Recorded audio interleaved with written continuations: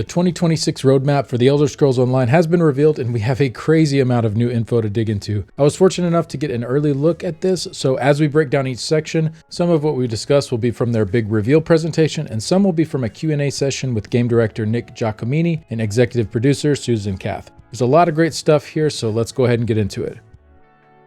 First up, starting with Update 49, and going forward, PC and console will be on the same release schedule. I've always found it a bit odd that the hype for releases gets spread out, and to be honest, usually has mostly died off by the time console gets the update. Some PC players might complain about this, that they're essentially waiting 2 extra weeks to launch alongside of console now, but I think having this unified launch is much better for the community overall. Update 49 is scheduled to release on March 9th, and the PTS for this update is right around the corner on Monday, January 12th.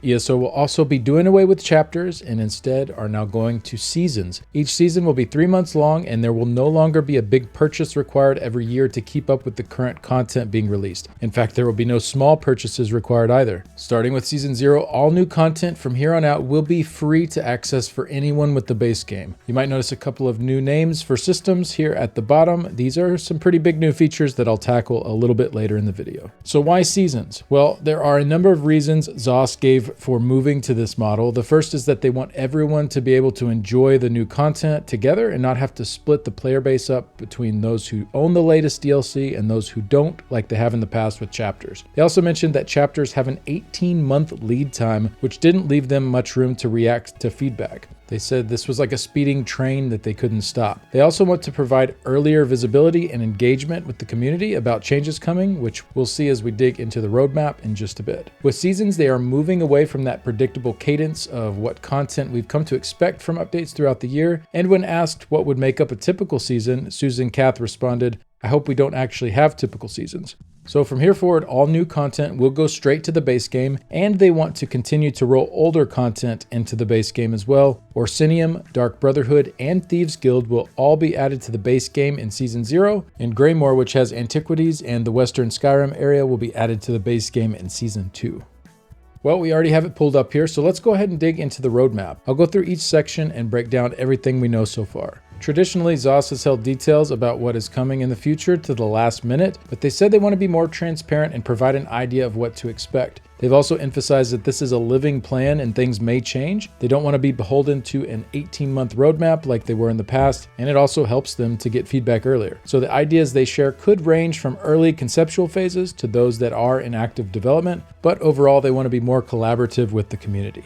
Many of you will probably notice that there is no new zone listed here. This was one of the points brought up in the Q&A session. Nick said we will definitely see new landmasses in the future, and he commented that for 2026, well, I wouldn't rule anything out. I guess I'll just say that right now. Keep your eyes peeled for news on that in the next few months, but it wouldn't surprise me if in the next 12 to 13 months that happens. There was also a tease during the presentation from Susan Kath. They were talking about what ifs, and she said, "What's up in Winterhold?" So putting 2 and 2 together, I think there's a really good chance that Winterhold will be our next zone, and if I had to guess, it will be coming with Season 3 this winter. This is just speculation for now, but I don't think they would have brought up these points if they didn't want us to try and connect the dots. You might also notice that there are no new group dungeons listed here. They said this was one of the trade-offs they had to make this year to invest more in the core experience of the game. They will very likely do more group dungeons in the future, but none are planned for 2026. So starting off here, you can see that Update 49 will be including the visual and balance updates for the Dragonite class and the two-handed weapon skill lines. We should have some more specifics about those skill lines soon, but we weren't given any new details in this presentation. We were given a roadmap for class and combat though. They are working on an update for Werewolf in June, the Warden in September, and the Sorcerer in November. This leaves Templar, Nightblade, Necromancer, and Arcanist for 2027 and beyond. I'm still a little iffy on this really long timeline, but they did mention that they will be making smaller updates to the classes and balance in general along the way. So for example, the bulk of the changes in March will be for the DK, but I think we can expect some smaller changes to the other classes to help with balance in the meantime. Then there were just a couple of miscellaneous points here that they made that I thought were interesting. They mentioned making mechanical updates to reduce the floatiness of combat and create a more modern feel. They also said they recognize that the introduction of subclassing has created issues impacting class identity, pure classes, and build viability. These efforts that they're making here are with this in mind. Next up, there are some player experience improvements here. These are what we'd often refer to as the quality of life changes. They've kind of rebranded that category and actually have a new team formed specifically tasked with finding pain points and finding solutions to alleviate them. So I'll have a full section later in this video going over all of these coming in Update 49. There are some really good ones here, but we'll break all that down in just a bit. Update 49 will be released on March 9th, and the PTS for this will be on January 12th.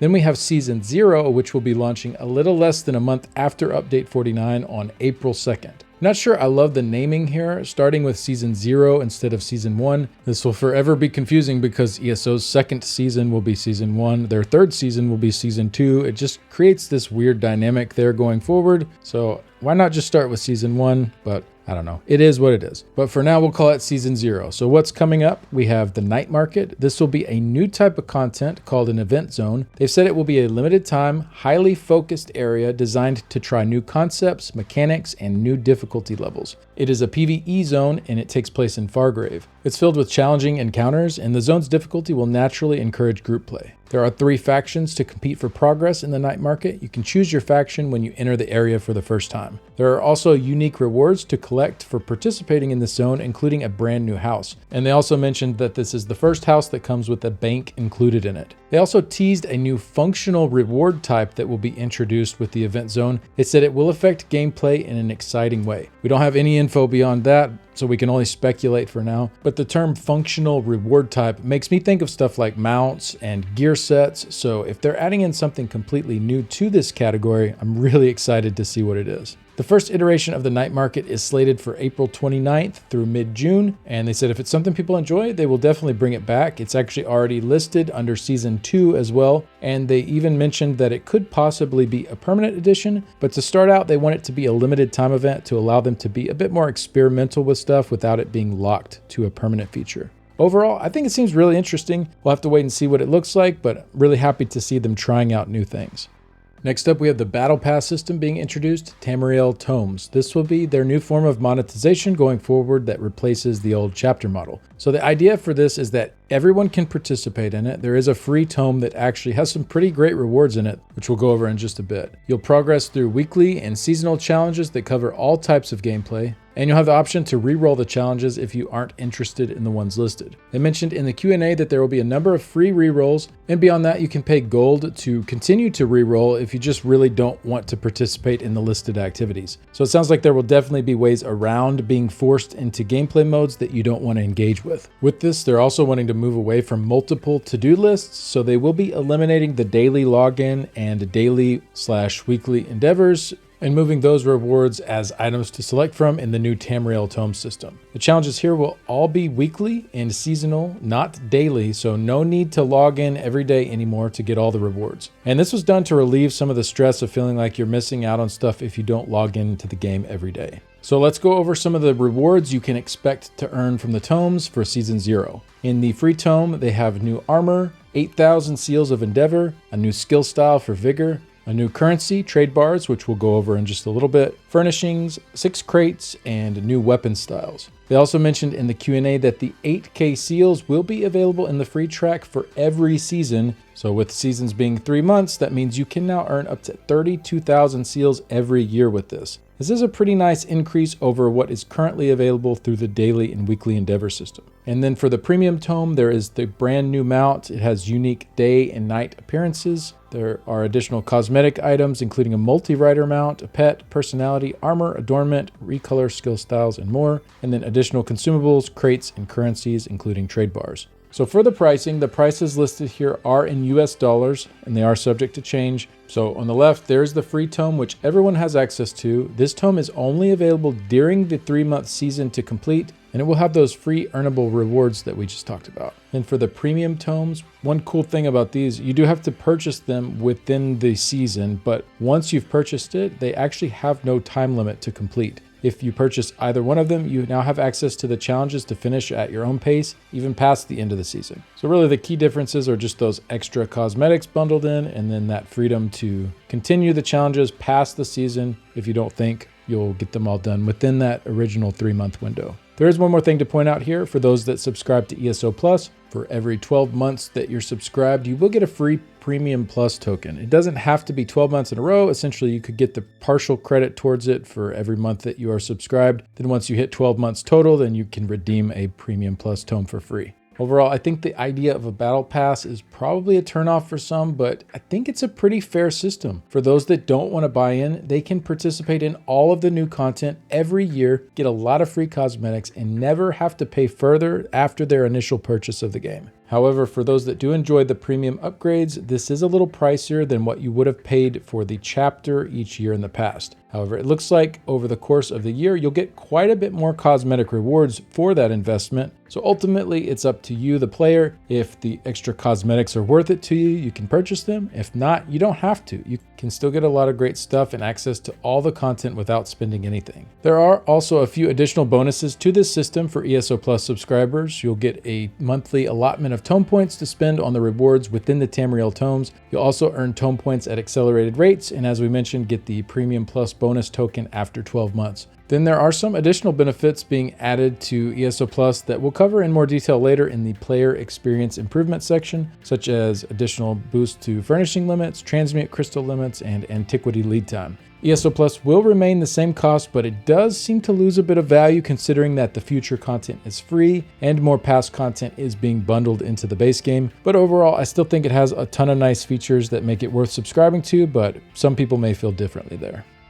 All right, let's move on. Next up in Season 0, we have the introduction of the Gold Coast Bazaar. This is an in-game store dedicated to earnable rewards for players where you use trade bars as a currency to unlock in-game rewards. Trade bars are also primarily earned in the free track of Tamriel tomes, that is the Battlepass system, but can also be earned in other areas of the game. They will not be purchasable with crowns. The Bazaar will be a way to obtain many older items, some utility items, and in the future they said they'll also start putting some of the older Crown Crate rewards in there. They said the Crown Crate items will not be available in Season 0, but likely will for Season 1 or 2. But there will be about 100 items available in the Gold Coast Bazaar when it's introduced in Season 0. They will also be doing away with event tickets and replacing them with trade bars, and the great thing here is that there's no cap on how many trade bars you can hold. So this trade bar currency will be the new type earned for doing event quests and spending on event rewards as well. Overall, this Bazaar is designed to give the player a lot more choice over the rewards that they earn and offer more ways to obtain them through playing the game.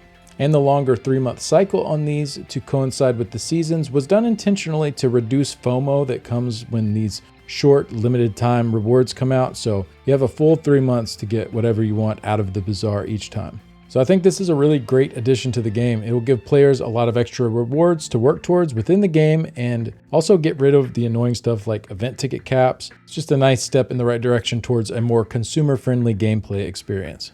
All right, the next thing they listed on the roadmap for Season 0 is the PvP progression system. We didn't get as many details here, but they did say it will likely start sometime in June or July. They said in the Q&A that players will get to unlock rewards like cosmetics, titles, and perks over the course of, say, 6 months, kind of like a PvP season. So players will get to unlock things like skill styles, unique weapons and armor, and other things like that. We'll have to wait and see how this looks when we get more info, but I think more earnable rewards for PvP players is a welcome addition to the game. While we're on the topic of PvP, they didn't make any further mention of the medium scale game mode that they talked about a couple of months ago, so I'm guessing that is still likely a ways off. They did say they're still working on Vengeance and the next iterations of that. They're also working on bringing back 3-sided battlegrounds. They said these will likely come back as special weekend events at first, but if people are really liking them, they might add them back as a full game mode. They also said they're looking into ways to get around Cyrodiil faster and also some fixes for pain points in Cyrodiil and Battlegrounds.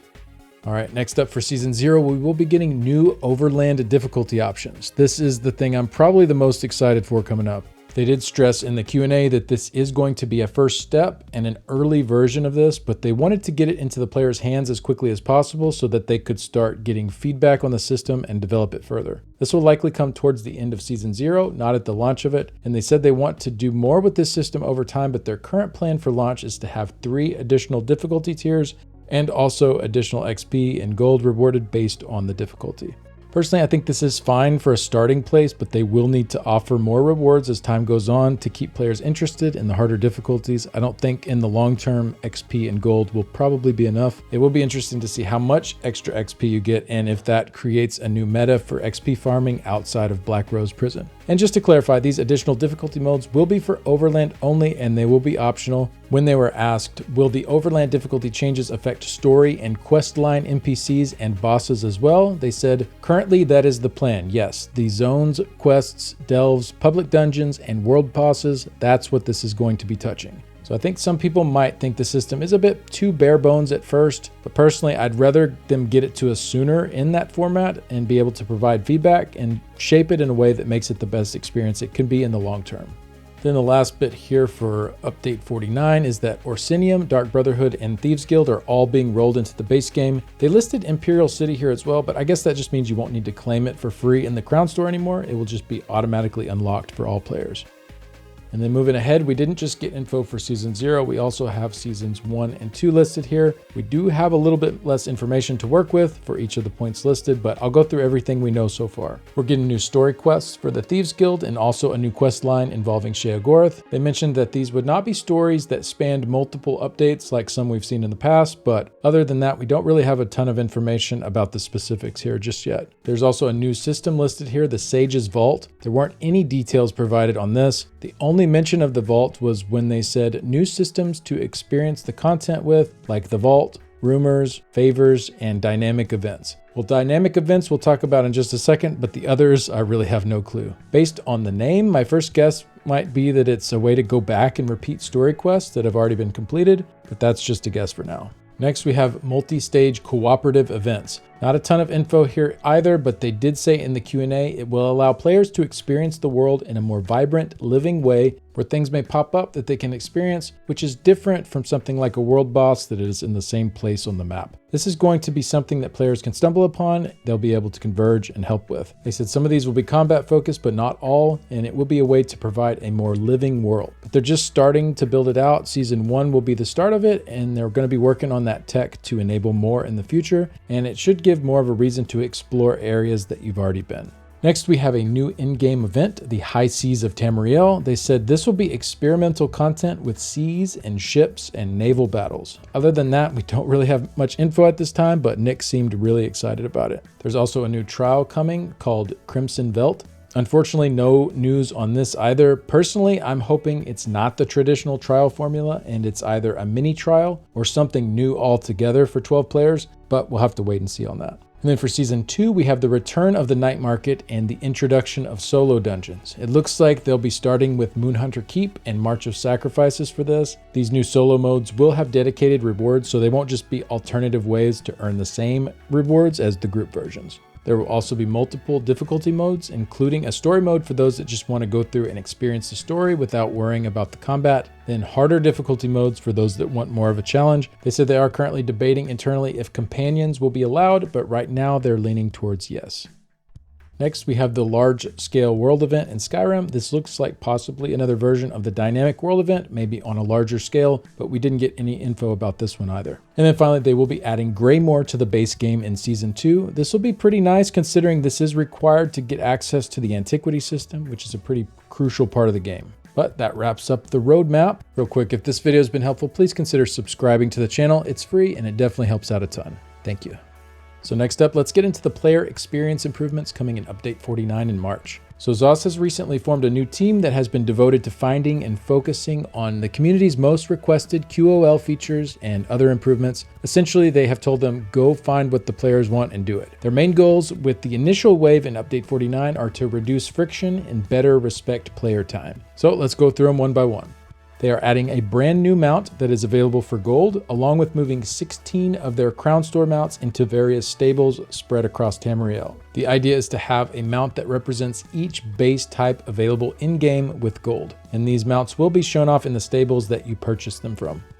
They're also adding in the ability to respec your skills and attributes directly from the UI for free, so no more needing to use a shrine or a scroll to do this. This is such a good quality of life update, and it's wonderful for a new player or a new character as you can experiment more freely and try stuff out on the fly. It actually has quite massive implications for endgame combat, as you can now have completely different loadouts, including morphs and even subclassing skill lines for different sections of an encounter. And I'm sure add-ons will be introduced that allow for this to be done with the click of a button. Personally, I think this is a positive thing, but I'm still a little reserved until we see what kind of impact this will have on the endgame. It undoubtedly will be a fairly nice bit of power creep for those that utilize it.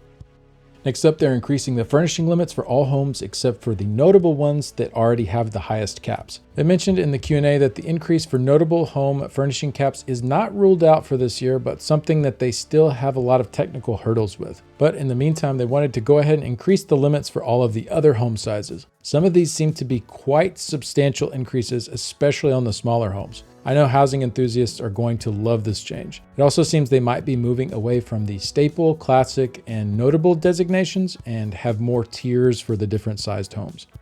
Next up, they're removing vampire and werewolf bites from the crown store and adding in a quest starter for it instead. They're also reducing the cures in the crown store to 0 crowns for now and adding in more NPCs and shrines to take care of this. I guess the idea is that if there are more ways to handle it in the game, they can eventually just remove the option from the crown store. Either way, this is a great step towards removing some of these predatory monetization practices in the crown store, and we'll see a little bit more of this as we go through the rest here. Next up, you can now upgrade your bag space directly from your UI instead of needing to find a pack merchant. This will be great for new players who get stuck with their full packs while they are out and about. I still think that the craft bag is the biggest friction point for players with inventory issues and probably the one that causes the most to leave. This is definitely something that they're going to have to address at some point, even if it's a limited craft bag for non-ESO Plus members and an unlimited one for members. But this is at least a start towards making that early experience a little easier to handle. Next, they are tripling the transmute limit, so 3,000 for ESO Plus members and 1,500 for those without. Definitely a step in the right direction, though having a limit at all still doesn't seem the best route to go, but they obviously have some reason here for wanting to keep that in place.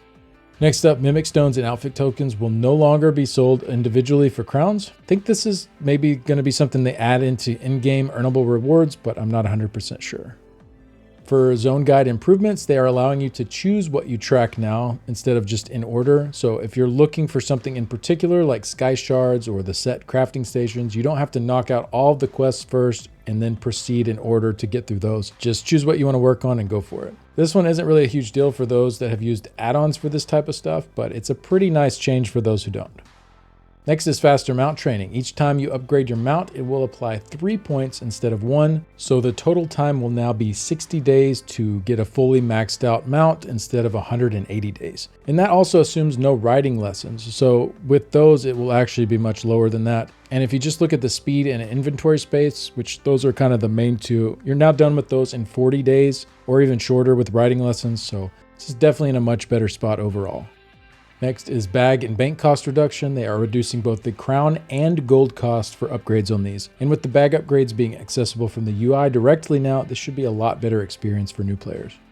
Next, we have longer antiquity lead times. This will increase in proportion to the difficulty of the antiquity. I believe they said it would be like 3 to 6 months for the highest tier ones now. I ran into this issue when I started recently on Xbox. I felt like I had to really rush getting antiquities leveled early rather than just playing the game at my own pace because I had so many timers that were going to expire. So I think this is a great change to give a lot more time for a newer player to get that leveled up.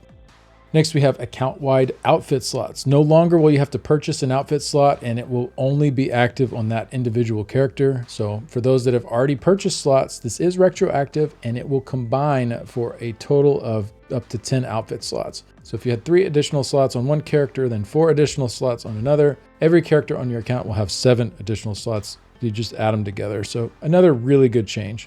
Also, they are bringing back the 30-day listing window for guild traders. I know a lot of people were requesting this one.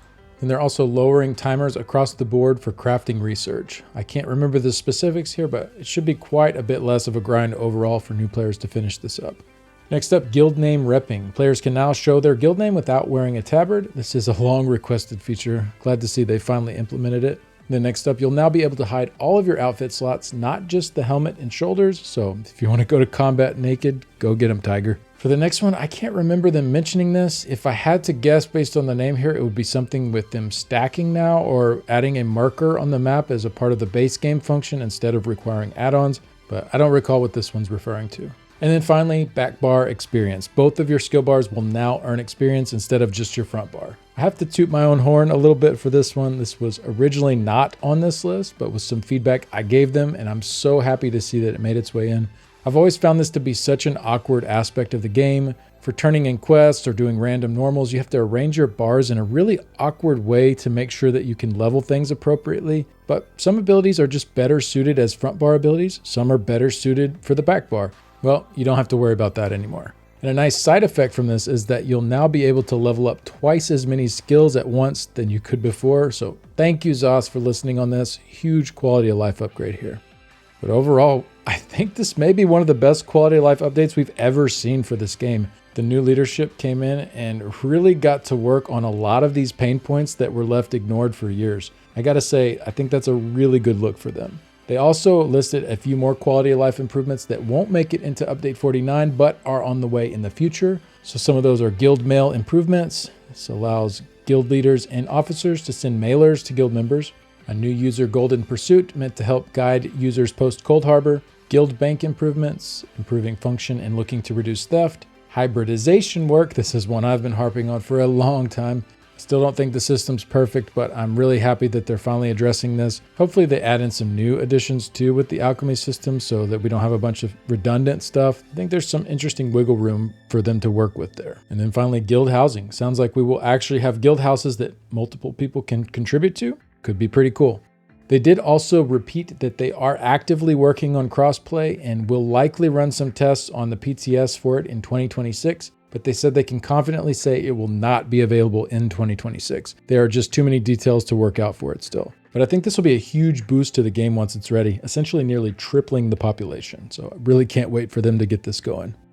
But that sums up the roadmap and the player experience improvements. I know this was a long one. Thanks for sticking with me to this point. It feels like the most info we've received at once from Zos in a really long time. Overall, I'm just really impressed by the communication here on what's to come and the willingness for them to put out a roadmap that spans across the whole year. I mean, we don't even know, they didn't even explain what some of the things on here are, but they're willing to put it out there in the public. This is such a better direction for the studio to go in. It's more exciting, it's more authentic, and it really allows for more feedback to shape the future of the game. There was a line from Nick in this presentation that really stood out for me. He said, "This focus on base game health, transparency, and listening to your feedback, it's not just a temporary goal, it's the foundation of our new model and the key to ESO's future. ESO is nothing without you, the players." And I think they're backing that up with what they've shown here so far. And if their actions can match up with their words, we could be in for a very exciting road ahead for us in the Elder Scrolls Online.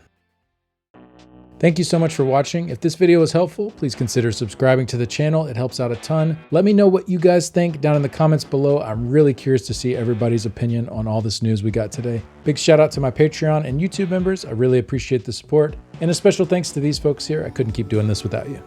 See y'all in the next one. Bye.